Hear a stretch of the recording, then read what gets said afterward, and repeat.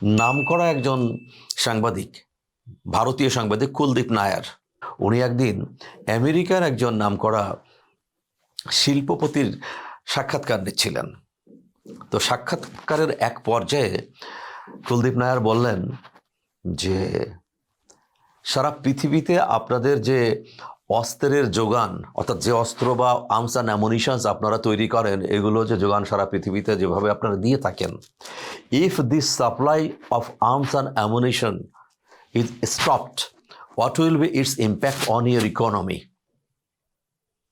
দেখা গেল পৃথিবীতে শান্তির পৃথিবী হয়ে গেছে, আর কোনো অস্ত্র গোলা বারুদ কোনো কিছু লাগছে না, আপনাদের অস্ত্রের কারখানাগুলো বসে আছে, তখন এর ইম্প্যাক্টটা কী হবে, প্রভাবটা কী পড়বে আপনার ইকোনমির উপরে? ব্যবসায়ী চমৎকার উত্তর দিয়েছিলেন,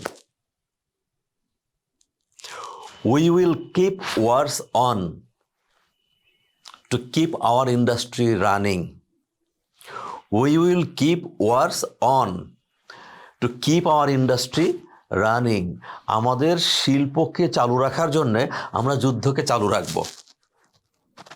মানে ধনতান্ত্রিক সমাজ ব্যবস্থা বা অর্থ ব্যবস্থার নগ্ন বা কলঙ্কিত অধ্যায়ের চরম প্রকাশ হচ্ছে বা নগ্ন প্রকাশ হচ্ছে এটা।